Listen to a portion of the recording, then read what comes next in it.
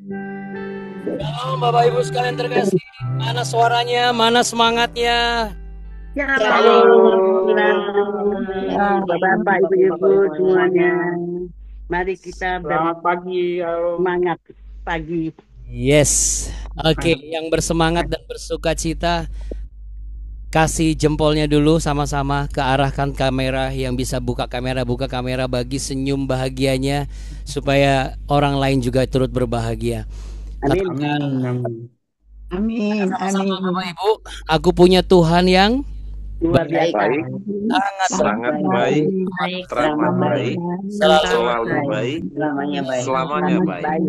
Namanya Tuhan Yesus Kristus Tuhan.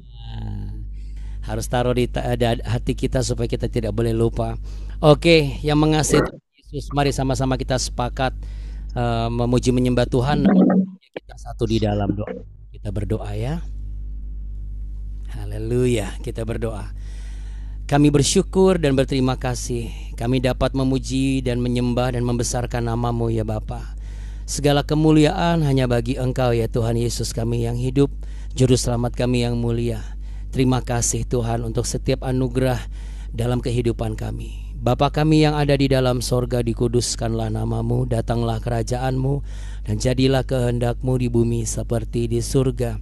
Berikanlah kami pada hari ini makanan kami yang secukupnya, dan ampunilah kami akan kesalahan kami seperti kami juga mengampuni orang yang bersalah kepada kami.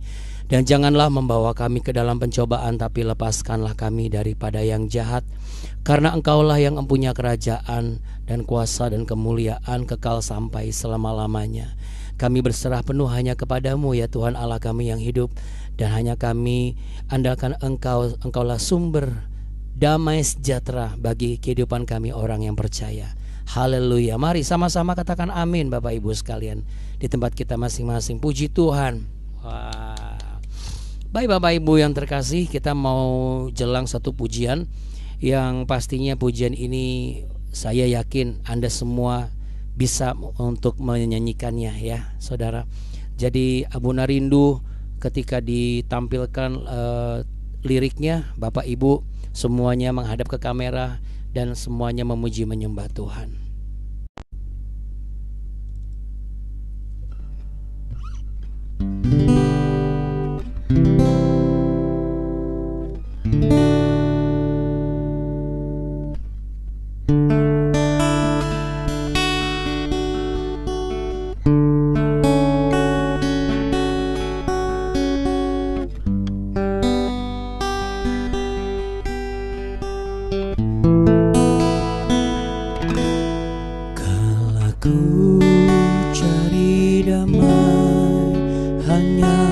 Dapat dalam Yesus, kala ku cari ketenangan, hanya ku temui di dalam Yesus. Tak satu pun dapat menghiburku, tak seorang pun dapat menolongku. Hanya Yesus jawaban hidupku.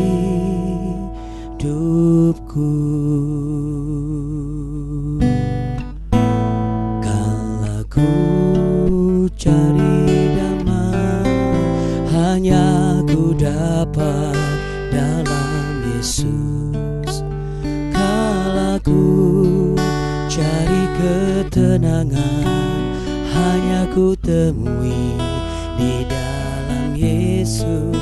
Tak satu pun dapat menghiburku, tak seorang pun dapat menolongku. Hanya Yesus jawaban hidupku. Amin. Bersama Dia hatiku damai, walau dalam kegelapan. Bersama Dia hatiku tenang, walau hidup penuh tantangan. Tak satu pun dapat menghiburku, tak tak seorang pun dapat menolongku.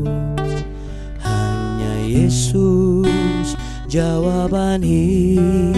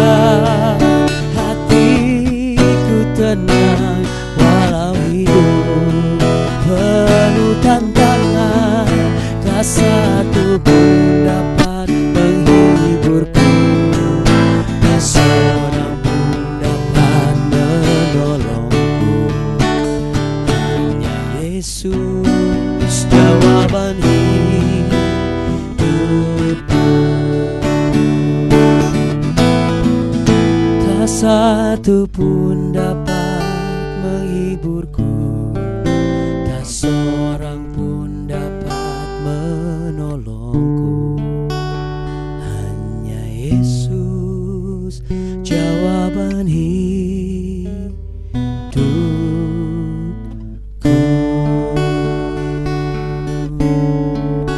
Hanya Yesus.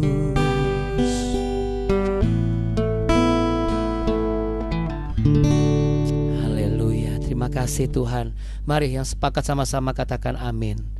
Amin ya. Katakan sama-sama, letakkan tangan di dada. Hanya Yesus sumber damai sejahtera dan jawaban hidupku. 1, 2, 3. Hanya Yesus sumber damai sejahtera dan jawaban hidupku. Ya, saudara, Bapak Ibu sekalian yang terkasih yang mengasihi Tuhan Yesus Kristus, kita hari ini akan mengupas satu ayat lagi di ayat yang ke-35. Yaitu masih seputar di 2 Tawarikh pasal 29. Mari kita segera sambut firman Tuhan ya.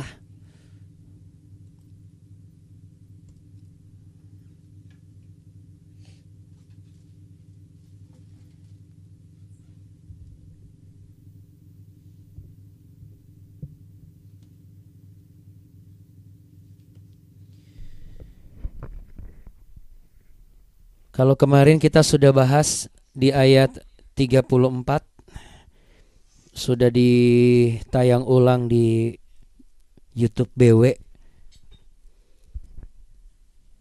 Sekarang kita masuk di ayat yang berikutnya. Di ayat ini juga ada beberapa pembelajaran setelah dikaji secara eksegesis dan juga teologis, yang bisa jadi pengajaran dan panduan langkah hidup kita hari ini. Sangat menarik Bapak Ibu. 2 Tawarikh pasal 29, kalau dari yang Abuna hitung ya, Abuna lihat jumlahnya lebih banyak dari perikop-perikop yang lain, karena di setiap ayat mengandung kata kunci yang bisa menjadi tuntunan kehidupan kita. 2 Tawarikh pasal 29 ayat yang ke-35. Lagi pula korban bakaran itu banyak dengan segala lemak korban keselamatan dan segala korban curahan pada korban bakaran itu. Demikianlah ibadah di rumah Tuhan ditetapkan kembali. Nah, jadi kalau kita baca dari 34, nanti kita akan semakin mengerti nih Bapak Ibu sekalian ya. Kita baca dari 34. Tetapi jumlah imam terlalu sedikit, yang pertama, sehingga mereka tidak sanggup menguliti semua korban bakaran. Oleh sebab itu saudara-saudara mereka, orang-orang Lewi, membantu mereka sampai pekerjaan itu selesai. Dan sampai para imam menguduskan dirinya, sebab orang-orang Lewi itu lebih bersungguh-sungguh menguduskan dirinya daripada para imam. Lanjutnya, lagi pula korban bakaran itu banyak dengan segala lemak korban keselamatan dan segala korban curahan pada korban-korban bakaran itu. Demikianlah ibadah di rumah Tuhan ditetapkan kembali. Nah, di sini baru kita melihat bahwa ternyata tujuannya itu adalah memulihkan kembali ibadah di rumah Tuhan. Ya. Kalau kita bicara dari konteks latar belakang dan sejarah, lalu kita adopsikan ke kehidupan masa sekarang ini, kita bisa pahami sebagai pemahaman begini Bapak Ibu. Apa yang dilakukan di ayat 34 sama 35 itu adalah alasan dan latar belakang sehingga demikianlah dipulihkan kembali ibadah di gereja Tuhan, ibadah di keluarga, ibadah di komunitas, ibadah di persekutuan doa kantor. Ya. Demikianlah dipulihkanlah. Itu yang menjadi kata kunci hari ini. Ya. Yang pertama, ya, demikianlah dipulihkanlah. Karena tujuannya adalah memang seperti itu. Kalau di 2 Tawarikh pasal 29 ayat 35, LAI menuliskan, mentranslate dengan ditetapkan kembali. Ya. Itu tidak salah, itu betul. Sama seperti hasil yang Abuna sampaikan kemarin, bahwa yang LAI tulis bukan lebih yang di ayat 34, karena orang-orang Lewi itu lebih bersungguh-sungguh, ya. Kalau di penulisan kata aslinya, sungguh-sungguh itu lebih kepada bagaimana hasil dari kerelaan hati. Ya, kalau di kitab teks Ibrani itu dikatakan orang-orang Lewi lebih memiliki kerelaan hati. Ya, jadi dua-duanya sama. Nah, sama seperti halnya hari ini. Kalau di ayat 35 ditulisnya ditetapkan kembali, itu sama saja sebenarnya. Dengan dipulihkan, kan dipulihkan supaya ditetapkan. Kalau dibalik, kenapa ditetapkan? Akibat dari dipulihkan itu, gitu ya. Nah, saudara, hari-hari ini ada banyak yang tidak memahami dan tidak ngeh bahwa mesbah-mesbah kehidupan kita, rancangan-rancangan Allah di dalam kehidupan kita yang semula diletakkan dalam hidup kita itu harus dipulihkan kembali dan ditetapkan, ya. Karena ada kata syuf di sana, ya, syuf dan avodat. Syuf, avodat. Syuf artinya kembali ke rancangan semula. Baru setelah itu ditetapkan, ya. Jadi kalau di kitab Ibrani itu tidak langsung kepada hasil. Tetapi kalau yang diterjemahkan oleh LAI memang beberapa ditranslatekan langsung kepada hasil. Mungkin karena memang tujuannya adalah supaya pembaca dari kita masyarakat Indonesia langsung mengerti, oh iya, ditetapkan kembali ini kan berarti sudah dipulihkan kan. Nggak mungkin kalau nggak dipulihkan lalu bisa ditetapkan, kira-kira demikian. Ya, tapi nggak ada salahnya kan kalau kita belajar dari beberapa penulisan teks asli supaya kita bisa semakin memahami, ya. Karena kalau kita melihat syuf itu kembali ke rancangan semula. Avodat adalah pekerjaan atau pelayanan yang kudus dan berkenan. Jadi rumah Tuhan kalau kita pahami sebagai gereja, kalau kita tidak memahami sungguh-sungguh, nanti kita lihat cuma begini. Oh, ini kan tentang pemulihan rumah ibadah. Ngapain saya pelajari firman Tuhan di BW Perjanjian Lama, nggak nyambung gitu ya. Karena dulu saya sempat menjadi hamba Tuhan yang nyaris seperti itu. Tidak mau membahas Perjanjian Lama dan merelasikan dengan Perjanjian Baru karena memiliki pemahaman yang kurang tepat. Ya, bukannya nggak ngerti, tapi kurang memahami karena tidak memahami dari teks asli. Karena setelah kita kaji lalu kita research, lalu kita dampingkan gitu ya, kita apa sih namanya, letakkan berbarengan gitu. Kita bukan cocokkan, tetapi kita letakkan di posisi yang sama. Itu harus menjadi satu kesatuan, linear dia, dari apakah yang satu mengakibatkan yang lain atau yang satu menyebabkan sehingga ada akibat dari penyebab ini. Itu harus ada benang merah yang jelas di situ. Nggak bisa hanya sekedar alih-alih, oh ya ini sudah seperti ini penulisannya ya. Saudara, avodat itu bicara mengenai pekerjaan atau pelayanan yang suci. Berarti ayat ini itu sangat relevan dengan kehidupan kita secara personal, secara manusia. Selain kita adalah bait kudus Tuhan, tapi coba kalau kita artikan langsung di bagian terakhir, berarti begini, demikianlah dipulihkannya kembali ke rancangan semula pekerjaan atau pelayanan yang kudus dan berkenan di mata Tuhan. Kira-kira demikian. Bukan tentang konteks ibadah dan ritual dalam rumah Tuhan saja, bukan dalam konteks ritual atau ibadah di gereja. Tapi ada satu pesan yang lebih dalam. Apa itu, saudara? Yaitu bagaimana mengembalikan kembali ke rancangan semula, di mana pusat hidup kita bukan tentang diri kita sendiri, tetapi Tuhan.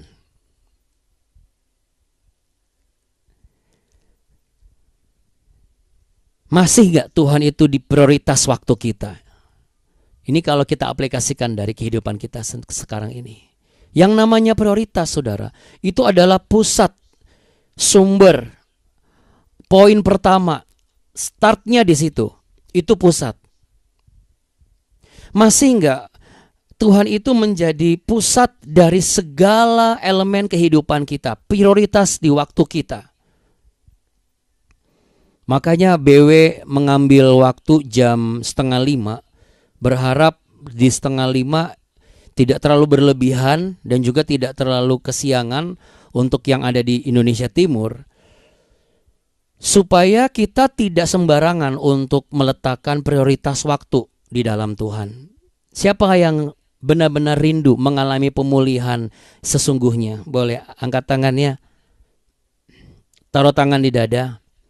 Aku rindu mengalami pemulihan sepenuhnya. Kuncinya adalah, saudara, ternyata ini. Pulihkan dulu prioritas waktu dalam hidup kita. Baru nanti Tuhan akan mengembalikan ke rancangan semula, ke pekerjaan dan pelayanan yang memang sudah Tuhan tetapkan. Mengubah pengertian bahwa ibadah itu tidak jauh beda dari ritual. Sekali lagi, ibadah bukan ritual, saudara. Makanya kalau ibadah terlalu kaku memang kadang-kadang jadi kayak ritual.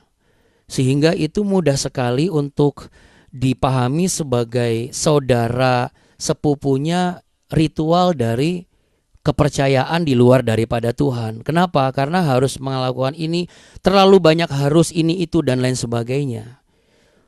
Bukan lebih kepada pemahaman akan firman Tuhan. Lalu bagaimana mengaplikasikannya dalam pekerjaan, dalam keluarga, di masa muda, di sekolah maupun di pelayanan. Tetapi lebih kepada tata aturannya banget gitu loh. Itu tidak salah. Tetapi kalau tidak hati-hati, kita tidak memikirkan bagaimana caranya agar avodat ini hal yang penting di dalam kehidupan kita yang dikatakan memiliki bait Allah yang kudus. Rumah Tuhan juga ada di dalam diri kita. Jadi kita sekarang diingatkan, kalau Bapak Ibu, kalau kita semua rindu mengalami pemulihan sepenuhnya, saya katakan sepenuhnya ya, bukan pemulihan saja. Rindu pemulihan sepenuhnya, seutuhnya. Hal yang dilakukan adalah mengembalikan prioritas waktu kembali terpusat kepada Tuhan. Jadi evaluasinya adalah apakah Tuhan itu apakah Tuhan Yesus Kristus yang baik, sangat baik, teramat baik, selalu baik, selamanya baik ini masih menjadi prioritas pertama dan utama di waktu kita? Sama seperti halnya di BW, sebelum melakukan segala sesuatu, sebelum beraktivitas, kita BW dulu dan jangan kasih kendor. Berarti saudara, kalau ada kegiatan, kalau ada aktivitas yang memang selama ini, hari-hari ini sudah mulai membuat kita menjauh dari Tuhan, sudah mulai menyadarkan kita bahwa Tuhan Yesus sudah tidak lagi menjadi pusat prioritas waktu saya, berarti itu harus diubah, dikembalikan lagi ke semula.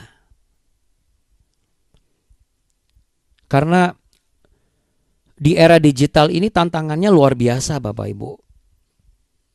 Kemarin saya sempat bertemu dengan beberapa rekan hamba Tuhan. Salah satu yang kami sharing adalah kami sama-sama curhat dan mereka juga curhat. Kemajuan teknologi itu seperti dua sisi mata uang. Sisi yang satu bisa bermanfaat, tapi sisi yang lain juga mengkanibal sisi yang bermanfaat itu. Karena mereka juga mengakui bahwa di era digital ini yang luar biasa, kemajuan teknologi luar biasa, sudah mulai banyak yang berpikir bahwa kehadiran fisik di gereja tidak terlalu penting. Yang penting saya ikut ibadah dan di waktu, di kapanpun saya bisa. Jadi sudah mulai berani untuk mengambil keputusan sendiri dan menggeser apa yang sudah ditetapkan. Jadi akhirnya kemarin kami sesama hamba Tuhan di antar denominasi mengambil satu kesimpulan bahwa kita harus tetap mengedepankan pengajaran firman Tuhan. Dan puji Tuhan, kita di BW kan selalu belajar firman Tuhan setiap pagi. Akhirnya mereka sekarang setiap habis gereja itu selalu ada pendalaman Alkitab. Karena mereka akhirnya menyadari bahwa iya ya gitu. Ya tidak dipungkiri juga ada banyak gereja yang merasakan manfaat dan akhirnya terlena dengan kemudahan-kemudahan itu gitu. Tetapi pada hakikatnya hari ini kita disadarkan kembali bahwa kalau Hizkia menuntun seluruh rakyat dan juga para pengerjanya, Bapak Ibu yang terkasih, tugas saudara dan saya yang usianya lebih matang dan lebih dewasa, dalam tanda kutip ya, wajib tidak boleh diatur oleh yang lebih muda. Dalam konteks hal kematangan pemahaman bagaimana kita bergereja dengan benar. Karena apa saudara? Karena hari-hari ini banyak orang tua yang malah ngikut ke sana kemari dan tidak menuntun. Terbalik, imam bukan di orang tua, imam itu justru malah di anak. Kalau orang tuanya belum kenal Tuhan, gak apa-apa. Anaknya yang menjadi imam menuntun orang tuanya, itu gak masalah. Tapi kalau orang tuanya sudah duluan, sudah pelayanan, sudah mengecap kebaikan Tuhan, sudah melihat kemujizat, kalau misalnya ia ngikut anaknya, wah ini kebalik ini. Kembalikan kembali ke pusat panggilan yang pertama. Dan ini tugas saudara, tugas kita. Karena di era digital diberi pengertian begini, ibadah itu bukan kehadiran fisik, yang penting adalah hati. Bapak Ibu yang terkasih, bagaimana mungkin kalau kita tidak hadir, tidak diajarkan, tidak dibiasakan, tidak dibuat merasakan, lalu bisa mengalami pemulihan. Karena saat ibadah dipulihkan kembali kepada hakikatnya, maka manfaatnya adalah pemulihan sepenuhnya. Itu bukan cuma pemulihan finansial saja, bukan pemulihan keluarga saja, bukan pemulihan kesehatan saja, tapi juga pemulihan arah dan tujuan hidup kita, Bapak Ibu. Ketika nilai ibadah, nilai kedekatan kita dengan Tuhan itu dikembalikan, kegiatan kita dikembalikan bagaimana Yesus menjadi pusat dari segala prioritas, maka sebenarnya kita pun sedang dipulihkan arah hidup dan tujuan hidup kita. Dan gak mungkin orang gak melayani di gereja, gak mungkin orang gak datang ke gereja. Pelayanan di gereja, tugas di gereja, program gereja banyak yang terbengkalai bukan karena gereja itu kurang hebat. Tapi dua hal Bapak Ibu. Yang pertama adalah gereja itu kurang orang. Yang kedua, gereja itu kurang siap orangnya. Ada orangnya tapi nggak siap. Dan ini adalah sebuah fenomena baru. Untuk itu saya dan Abuni sangat bersyukur. Kita semua masih setia, Bapak Ibu masih setia, dan semua yang ada di OIC pun juga setia. Nah, sekarang tinggal bagaimana caranya untuk kita mengingat kembali pekerjaan, tujuan pekerjaan, dan tujuan pelayanan kita itu apa sih? Ini saatnya untuk kita minta Roh Kudus untuk menuntun kita kembali. Bukankah tujuan pekerjaan kita bukan hanya masalah tentang bagaimana saya bisa digaji saja, tetapi bagaimana saya bisa berkarya bagi kemuliaan nama Tuhan.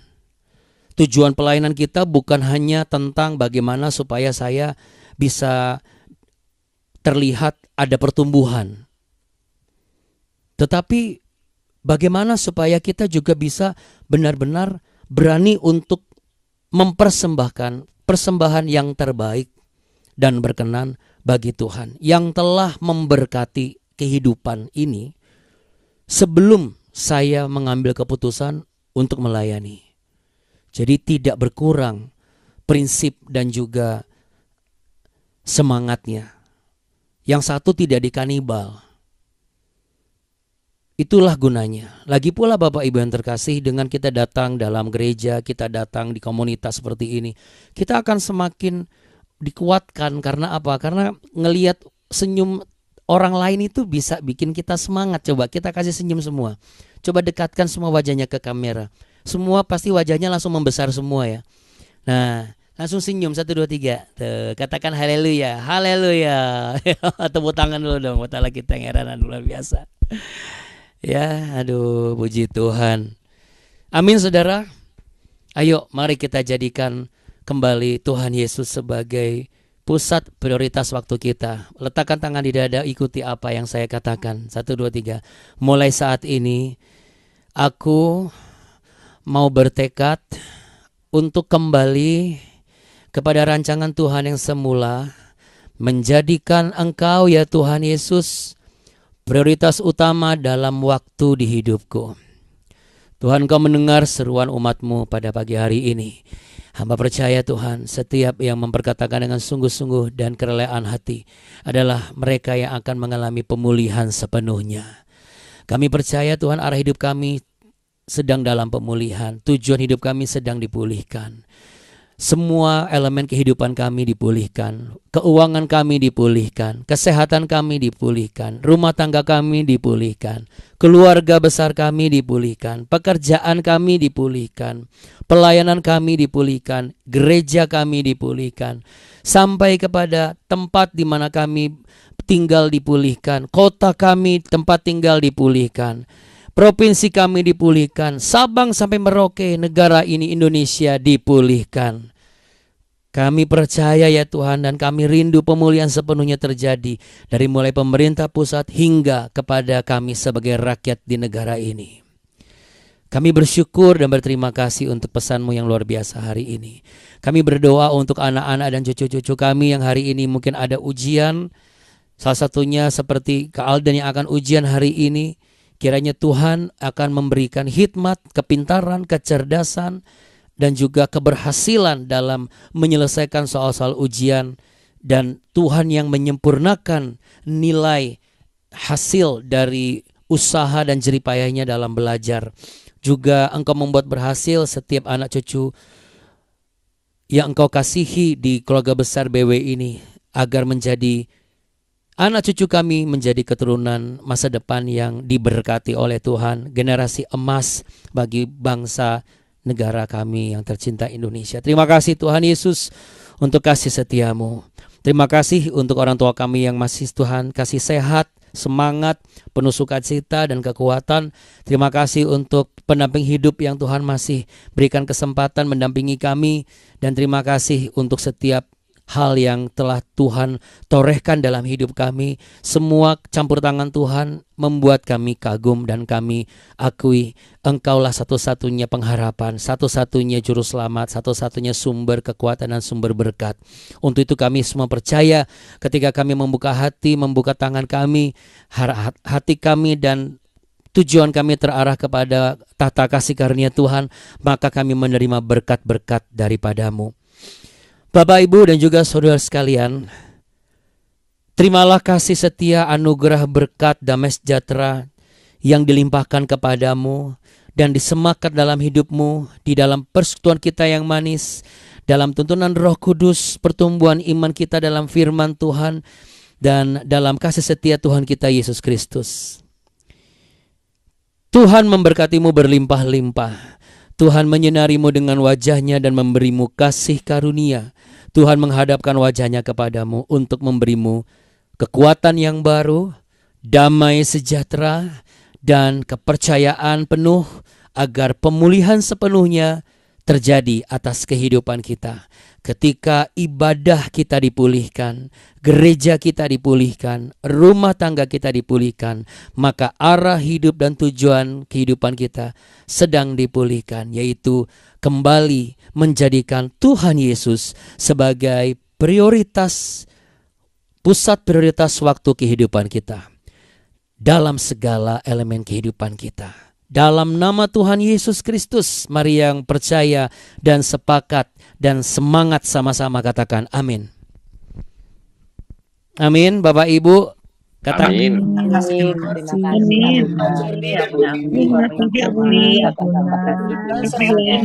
memberkati. Abune Bapak Ibu sekalian.